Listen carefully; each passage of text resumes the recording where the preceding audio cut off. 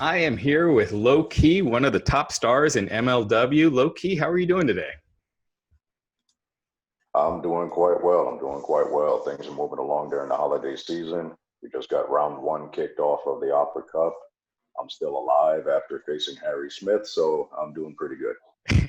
Yeah, how was it? How was it stepping back into the ring after so much time off?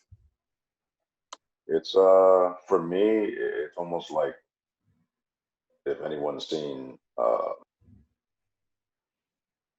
pit bulls, big pit bulls that are sitting there trying to chomp or trying to go after something while someone's holding them back. That's pretty much the entire time I've been away from the ring. I'm a pure student of my craft, so being in the ring is like breathing, and being away from it, I had to find alternative ways to compensate for that inability to train in the ring. Right. Is it a lot more taxing on your body when you step into the ring for the first time after that long hiatus with someone who is a powerhouse like Davey Boy Smith Jr.? Oof, that's an understatement for Harry, or for Davey Boy, I should say. He's being away from something and coming back. As athletes, we're always worried about ring rust. We're always worried about being just a little slightly slower than usual. Timing is off, things of that nature. But when the stakes are that high, especially against world-class guys, you don't really get that luxury of, oh, let me work this ring rust out. You have to be ready. And even during this quarantine, I never stopped training. I just didn't have as much in-ring access as I would have wanted, but I trained the entire time. So this entire time of quarantine, lockdown, whatever you want to call it, I stood active the entire time. Yeah. How did it feel being Davey's last MLW opponent, at least for a while? Bittersweet because I know how good he really is. Mm-hmm. I've spent time with him in and out of Major League Wrestling. I've known him personally for a long time. I've seen him grow up. I've trained with him in other places.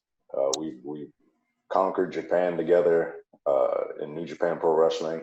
So I mean, it's bittersweet to see him go, Mm-hmm. but it's not goodbye. It's more like see you later. Right. Davey had donated the Opera Cup trophy to MLW, which belonged to his grandfather, Stu. What does the Opera Cup mean to you? Well, the Opera Cup is important because what we've tried to do in Major League Wrestling is uphold tradition, and not uphold tradition as a gimmick. Mm-hmm. It's uphold tradition by honoring those that came before us. And the way that we do that is by going out there and putting our craft on display at the best of our quality and the best of our ability. With somebody like Davey Boy Smith Jr., I don't think he's ever really gotten the credit for being a student as much as he really is. And it's because he's usually been surrounded by other people drawing attention, whether it is Tyson Kidd or Teddy Hart, Pillman Jr. He's always had other people around him, Lance Archer.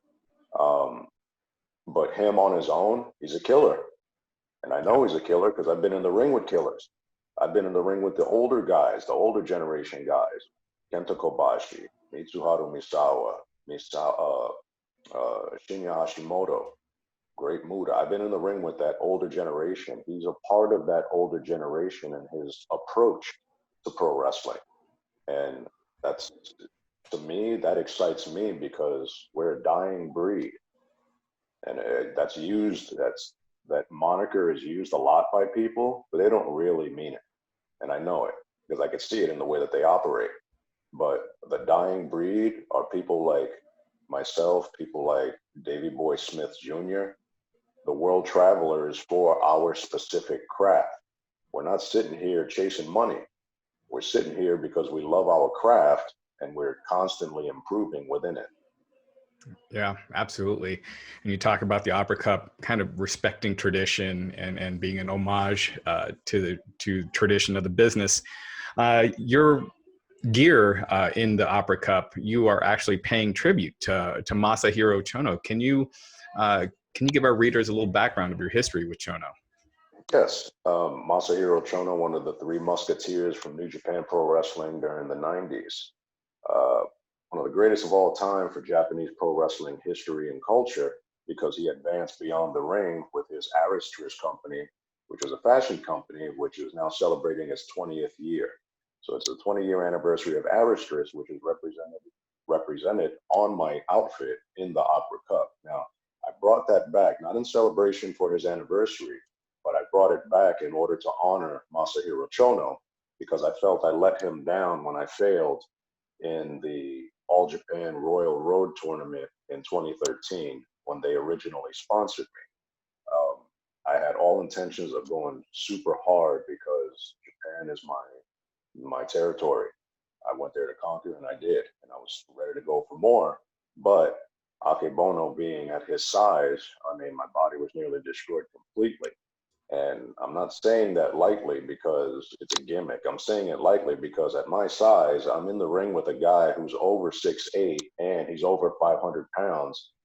It was like trying to hit a building. And no matter how hard I tried, I felt like I let Chono down, even with my body failing the way it did. So with the opportunity of the Opera Cup, this is another high profile tournament of respect, of lineage, and I want to do it the right way. So I brought it back to honor Masahiro Chono, to honor the Opera Cup, and to go in for the kill and try to bring the cup home. Wow, that's amazing. With the cup, you're facing Richard Holiday in the second round. What are your thoughts on Holiday? Yes, yes, Richard Holiday. He's most certainly an opportunist, that's for sure, but he's intelligent. That's one of the things that I think people disregard because they think, oh, he's pompous, he's a prick, he's trying to act a certain way to draw this attention. No, he understands what he's doing. He's intelligent about what he's doing, and that's the interesting part about Major League Wrestling. We're giving chances to. It's not your what's currently out there. We want variety, but it's variety of skill. He's good, and that's the reason why he's advancing. TJP is not easy. I've been in the ring with TJP. I've traveled with him. He's not easy to surpass because his finesse is difficult to adapt to if you're not ready for it. So for Holiday to advance beyond TJP, that says something about Holiday. Now Holiday doing as well as he has within the short time in Major League Wrestling. He's another one of the young guys who's he's confident, maybe a little overconfident in some respects, but he has to believe in himself because of the environment he's in. He's in an environment full of killers. So he can't come in thinking that he's going to play this old chicken shit heel nonsense that you see in other companies and in the past. This is a different environment. And I think because we presented it more raw and more sport, I think we're getting more return out of our guys, and they're stepping up because you're seeing their attitudes and they don't look like they're wimps. Right. Yeah, absolutely. And so what do you think of the growth of not only Holiday, but Hammerstone, MLW really bringing up all these new talents and just the growth that they've shown as performers since the formation of the dynasty? Well, it's another opportunity in an environment that is not as condemning and as culturally biased as other places. I've been in every major company. They all have their own version of how they operate, which is their culture. But MLW, because you have such experience from the top down, we're not running into those same issues. Why? Because we're not repeating the same mistakes. We have a lot of experience from the people who are helpful in operating and influencing operation. We do a pretty good job of making sure that it's an environment where our people can advance, but they're producing. It's not advancing because, oh, he's friends with this guy or he knows how to sweet talk that guy. Everybody produces from top to bottom. Anyone who's not producing will see the door quickly. Yeah. And we're not playing games here. Why? Because this is not the environment to do it. Major League Wrestling has a history and a tradition. And when they called me for the relaunch, we spoke about it, and I said, the way that it works, this has to be like Pride. And I heard someone sent me a message about someone mentioning that. It's almost like world-class championship wrestling and Pride Fighting Championship melded together, and that became MLW. That's exactly what we're doing. And Why? It's upholding tradition. It's not insulting the intelligence of our audience. It's not insulting the integrity of our wrestlers. I call them wrestlers. We call them fighting athletes in Major League Wrestling. Why? That's what we did in 01 Pro Wrestling in 2002, my first tour of Japan. We're fighting athletes. That's what we do. But you can't call yourself a fighter if it looks like you're playing in there. From top to bottom, our guys are not playing. Even our girls, when we have opportunities to have our girls in there. So we want to uphold the integrity, and I think we're doing a good job.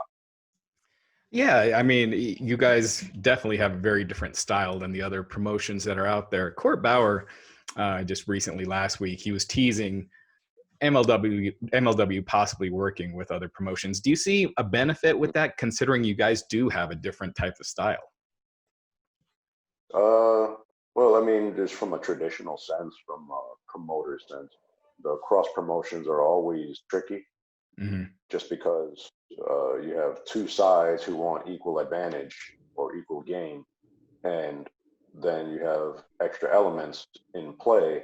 So who's going to get what, and how is it going to turn out? With MLW, to me, it's who's going to step up, because working with other companies, they've shown how lazy they are. You just I could sit back and watch and see how these, for one, the companies operate. For two, the wrestlers operate, which is clear indication that there's no leadership there. So why on earth would I be risking my company to work with somebody else who doesn't even show respect or care to operate their company responsibly? So there's always a double-edged sword in there. So I think somebody mentioned to me, I think, what is it, AEW and Impact are working together. Right. Okay. Well, hopefully, whatever their arrangement is has a good design method, because that is a huge risk by doing that, only because the lack of respect shown by all participants is rather apparent.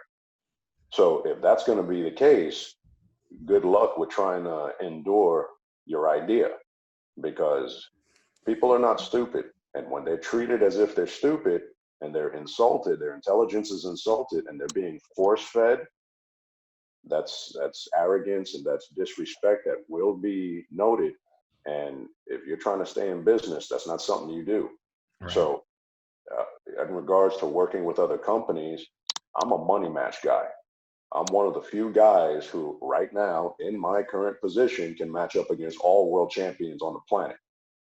So I'm a floating money match. I did an interview a couple of weeks ago where they asked me, what haven't you done that you still want to do? I want George St Pierre. So, I mean, I'm not sitting here playing games just because, oh, I'm a pro wrestler and this is sports entertainment. Shut up. I'm tired of this nonsense. Why? These are grown men and women who are putting their bodies on the line for a specific craft. Pro wrestling is actually a lot more rigorous than people consider. Why? Because everyone's focused on WrestleMania and Monday night. So rather than have them believe that that's what this is, no, that's what this could be if you're good enough and you endure long enough to actually turn this into a returnable craft. But the hard part is what most people don't see. And they try to shortcut it to get up there. And by doing so, they undercut all the experience and all the self-integrity that they should be developing. So the double-edged sword is working with other companies, but bottom line, I'm a money match guy. If you're going to work with somebody else, you better bring your top guys. Don't offer me some low-class guys, because if not, then you're telling all of us you guys are scared of us. See, our roster, I can match up our champions right now against anybody. Mm-hmm. The guys off, the guys who don't have championships, I can match them up against anybody. So that's the whole idea. If we want to do cross-promotion stuff, what do you guys have to offer? All right. You guys could sit there and go ooh and ah, but the minute the bell rings, the fans ain't in the ring. So are these guys going to sit here and think that they're playing with somebody that they're normally around? No, because our guys are not going to play games. And you lucky I don't have Harry. You lucky I don't have Davey Boy here. And somebody was like, "Oh, okay, pick your 5. We got our 5." Yeah, okay. You better hope I don't get my hands on guys like that again. Right. And you mentioned George St Pierre. He has, you know, expressed interest in possibly doing some pro wrestling. You've got other former UFC heavyweight champions out there, Josh Barnett, who has, you know, wrestled, does blood sport, wrestled in Japan. Who are some MMA fighters that you think can make that transition, into pro wrestling and be successful? Well, one, I think right out the gate is the gangster is Chael. He understood how to Yeah. use it at his time, at his era, and he turned it into a market. The only problem is who's going to match up against him in his pedigree of wrestling. You don't have a lot of guys who can match up, so that's the hard part about getting pro fighters and having them cross over into pro wrestling. And this is what, and give a little background for everybody. This is what I fought for with MLW. I told them we have to recreate the Olympics. We have to have the best guys from all the different countries and have them go at it with each other. Why? The simplest form. The easiest thing not to insult people's intelligence, and you're letting the best go at it. It's the simplest thing to do. Why? It's easy to understand, and it shows respect to everybody involved, including the crowd. So why are we doing anything different? So we're going after and attacking all the outlaws. Why? Those are the ones who usually draw the attention, but they're going to live and die. Everybody else, they get to experience them. This is not an outlaw company. This is not how we operate. We're very efficient and we're very effective. Our guys are skillful. They're not gimmicks. So that's the difference. There's a difference between being a gimmick, which has a time frame, and being skillful, which is timeless. You've had your runs in New Japan Pro Wrestling. Rocky Romero is competing in the Opera Cup. What are your thoughts on Romero in the Cup? And do you see, as you know, we're talking about other promotions and Court mentioning working with other promotions. Do you see New Japan being one of those? Oh, I have no doubt in my mind that Court would want to work with New Japan. But again, who do they have? If you ain't offering me your top guys, what's the point? Rocky Romero, yeah, he's legit. I saw him go at it with Lawler, and Rocky's one of our guys back into all the way back. I've known him for 20 years. He's one of our guys, even going back as far as Ring of Honor, one of the Rottweilers with us. So don't think just because he's smaller than me that he can't bang. He can bang, and he proved it with Lawler. So there are certain guys, but if Court wants to work with New Japan, you better give me your best guys because I've conquered that company, top and bottom. These guys are not the same as they were in my era. They've gotten soft and they've been playing a lot. And the thing is, I know New Japan management may not like me, but I can walk into that locker room and scare the shit out of all those guys real quick. And they wouldn't like that. But that's the idea. That's what the crowd wants to see. Who's the baddest two? Let them go at it. But that's not the way that these companies are trying to book. Why? Because they're trying to protect this guy. They're trying to protect that guy. You know who really wants these guys to go at it? Either the guys or the people. Let them do it. But the thing is, don't have so many fingers in the cookie jar that you're screwing up the opportunity, because that's usually what happens. I went after Court to talk to him about going after George St. Pierre. This is not something that I'm just like, oh, okay, I just want to do it just because, I'm thinking about it today. No. I pitched that idea when I was in WWE 10 years ago. They disregarded it just like the other stuff I told them. So 10 years later, I'm still thinking about it. 10 years later, I'm still doing research about it. Mm-hmm. 10 years later, I'm more skillful. I'm probably in better shape. And we're both closer to each other than we've ever been, because now he's not as active in UFC. I'm not as active at the highest scale of my career, but that's a money match that can happen at the drop of a hat. Why? Because both guys are really, really good. Yeah. What do you think about someone like an Anderson Silva, who's a free agent now? It doesn't look like Bellator is going to sign him. He's no longer under contract with UFC. Is he someone you could see making it in a pro wrestling ring? I think Anderson Silva would be a nightmare in a pro wrestling ring. Why? Who's going to touch him? That's the hardest part. If he made those pro fighters throw fits trying to catch him, what do you think pro wrestlers are going to do? And the thing is, everyone's more worried about his striking.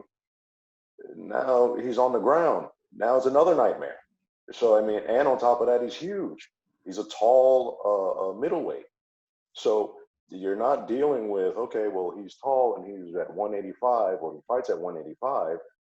That's not going to be his weight in pro wrestling. He's going to be probably closer to being a heavyweight Right. for his frame. So that means the heavyweights are going to have to deal with him.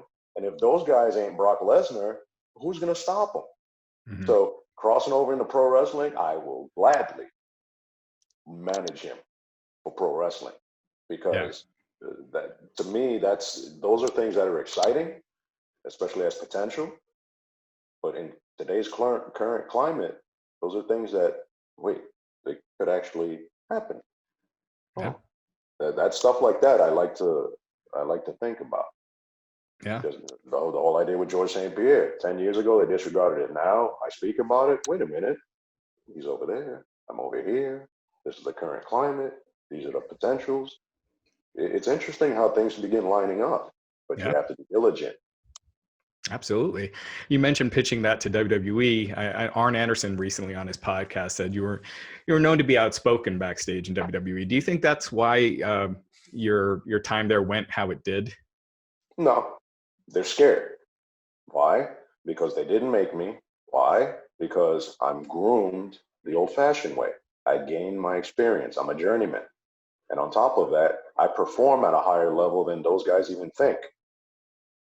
So why am I going to sit there and walk in? I'm going to pay attention to the behaviors of the people who are supposed to be in charge. I pay attention to their behaviors, and I'm supposed to sit there and listen to them and watch how they treat other people and sit there and allow them to do the same thing to me. Notice, I don't point anyone out and condemn them. Right. Even 10 years later, I don't single anyone out and say they did this, they did that. I have plenty of those stories, but I haven't done that. Why? I don't need to. Everyone who has left that company, how many of them speak positively? So I keep saying the same thing. I'm 10 years removed. You still have the same people in charge. So why do you think the same behaviors are occurring? Why do you think the same arguments are being made? Am I outspoken? I'm not outspoken. I'm honest. They don't like that, especially when it's going to destabilize their supposed frame of reference to being in charge. Everywhere that I go, because I'm honest, I piss everybody off because there's a culture that exists in the environment of this is how things are. I change that shit all the time. And I'm not trying to play games with everybody because there are things that need to be accomplished and we don't have time to waste. So I'm not sitting here catering to anyone's egos or trying to fluff their sense of being an authority figure. I'm trying to get something achieved because that is what we're being paid to do while we're in that environment. It's the culture that we're always fighting against. And again, me being at my size, everybody has shit to say, but they never say it face to face. Why is that? Right. I'm not walking around acting like a tough guy. When do you ever hear me getting into fights with people outside? So this is the thing that always bugged me out. I've maintained my position as a true professional from the start. And no matter what, everyone has something to say. Regardless of what they're saying, am I not producing in the ring at a high level, if not the highest level, consistently? So while everyone is sitting there throwing a tantrum and stamping their feet and holding their breath, I'm busy getting work done. Mm-hmm. So it's you're damned if you do, you're damned if you don't. So I don't worry about what people have to say. I never have. But the thing is, I knew before going in there that they were terrified of somebody like me because I'm not intimidated. There's a lot of fear that goes on there because people are hiding a lot of bad shit that they did and they don't want people finding out about it. So they got to try to make sure that they're holding something over someone else to make sure no one is keeping track on what they're doing. And the thing is, this is not how you operate a business. But they've been allowed to do it for so long, and now they got new people coming into the environment who are thinking they can get away with these positions of authority, and they're ruining the environment. If I'm not there, how am I able to articulate ideas that are still occurring in the PC and I haven't even been in the company in 10 years? These are things that only come from assessment because I'm paying attention. I understand my craft. I understand how to get people to produce, but I'm not going to insult anybody's intelligence by doing so. Yeah. Someone else who really speaks his mind and is known to be, very honest is ACH. What are your thoughts on ACH joining MLW and a matchup between you two? I mean, I think that's something that would be a real treat for fans. I think it would be an exciting matchup, that's for sure. I've seen him grow into the man he is today. I'm not as familiar with what everyone may know about his experience in WWE because I just don't know about it. So I can't comment on that. But in regards of him being in Major League Wrestling, I'm all for it. I saw him advance and develop in the first year of the relaunch, and he was doing real well for himself. And then he moved on. And now that he's back, you can see he looks a little denser, a little bulkier, and that's the type of excitement that we need for, especially for tournaments. We need guys who are in great shape, guys who have a gas tank that can go, and they have that high level experience. His match with, I believe it was Laredo, first round. Uh, Very physically taxing, and the thing is, what people don't realize is the different styles carry different costs on the body. It's almost like a video game where you pick the different characters and they come with different attributes. Some guys they can go all day. Some guys they only got gas to go for short bursts. It's kind of like that. ACH and Laredo they put on a huge physically taxing match, and it's a shame because there's no people there. But these guys showed up and got busy. That's what we need. So ACH being back in Major League Wrestling, I think, is a great asset, and he's another floating threat because I think that there's a lot of people who don't really see him as a viable threat. But this is what happens with journeymen and people who do this for so long. People forget about them because they think they're drifting in the background, and while they're back there, they're continually gaining experience. Yeah. Now we are coming up on 20 years since WCW folded. You've been wrestling since before that. You started, you Yes. got into the business before that. 20 years later, there's more wrestling on now than ever. What are your thoughts on the wrestling landscape today, and what could you see it using to kind of give it another jolt to kind of get back even more into the mainstream? Well, one is we have to let a lot of people fail because there's too much immaturity and it's being allowed, and that's the problem. There's so much immaturity that's being allowed is reaching television. Television traditionally is meant for your polished wrestlers, the people who have experience, they have their developed nuances, like Undertaker likes to talk about, and they're efficient at what they're doing. So by the time they reach WWE, MLW, WCW, things of that nature on that scale, even AEW for that matter, AEW's on TNT on national television. Reasonably for television, uh, you need to be polished, but unfortunately, that's not the case any longer. And I think that's something that needs to change. So I think there's going to be a lot of people who need to fail, and people get mad about that when I say stuff like that. It's like, oh, well, people don't say someone should be fired. Of course, somebody should be fired. If they're incompetent, fire them. We're not trying to. We're not trying to. Um, we're not trying to coddle anybody. We Right. want people to advance. So in order for them to advance, we got to tell them the truth.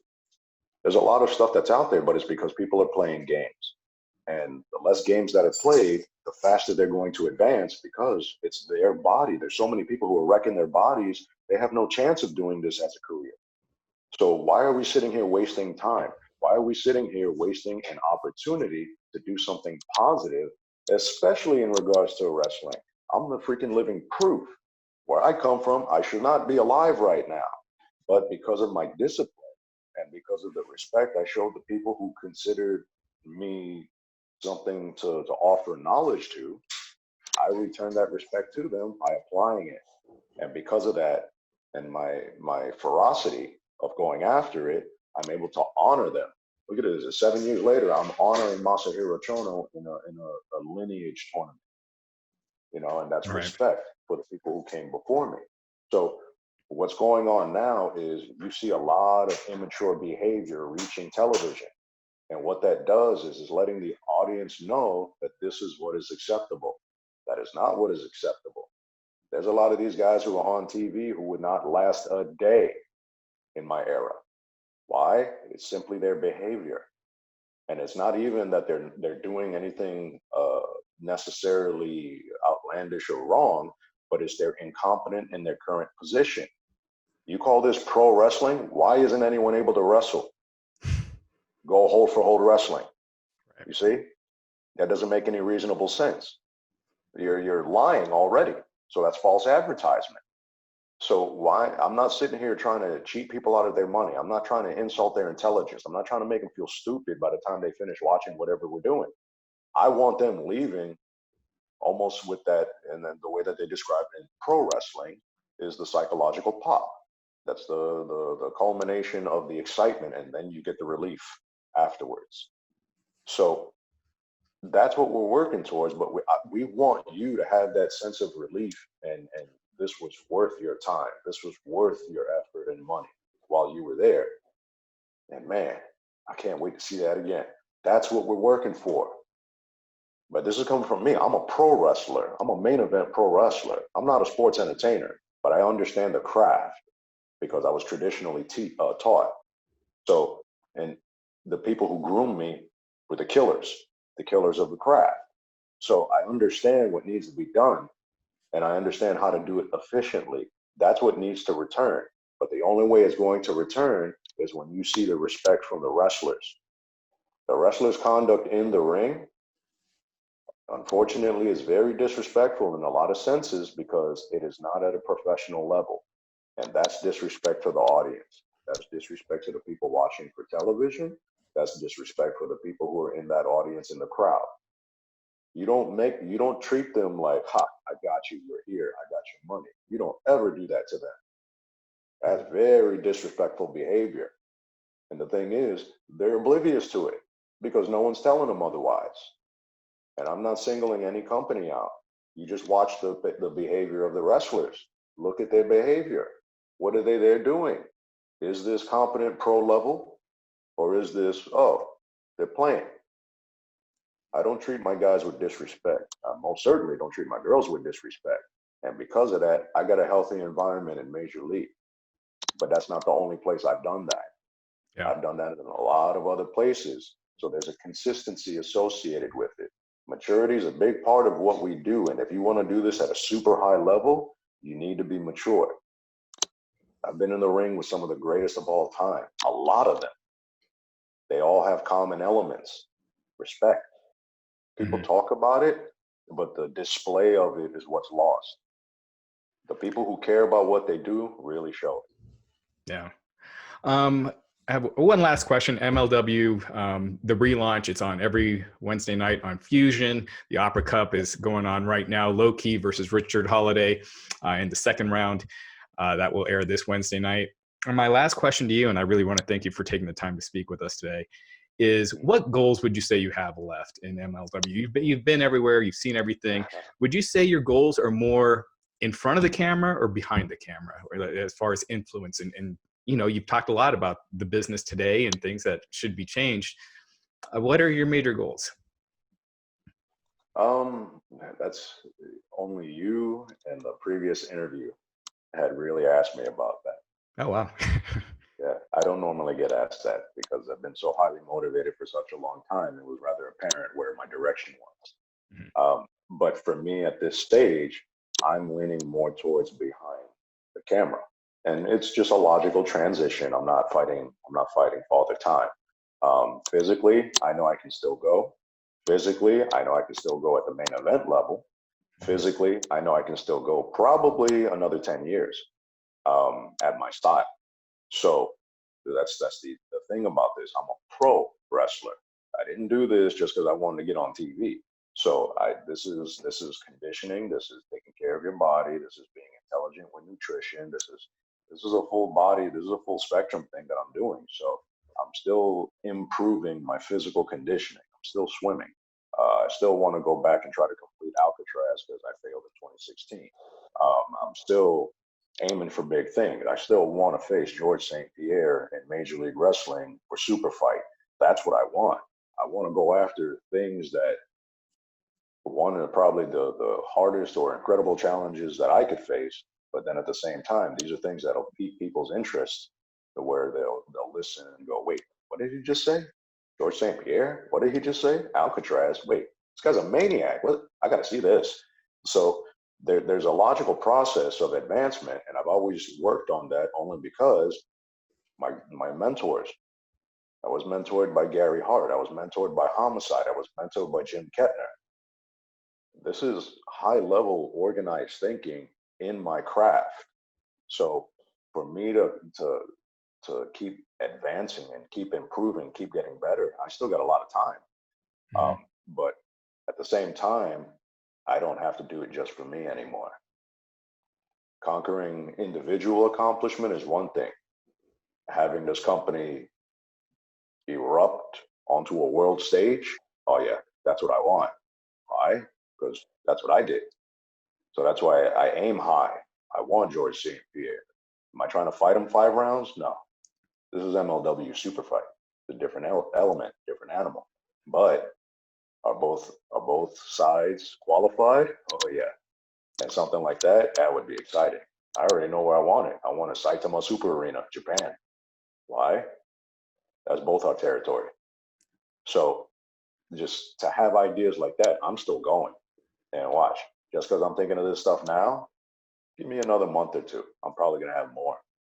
So it's always consistent with me. I'm always going after more and more. So for Major League, I want them blasted onto the world stage. And if I gotta do it, you know where I'm aiming. Absolutely. Well, Low Ki, thank you so much. MLW, the relaunch, it's on every Wednesday nights on Fusion. The Opera Cup is going on as we speak. It's been fantastic. Low Ki, thank you very much. Thanks for having me. It was fun.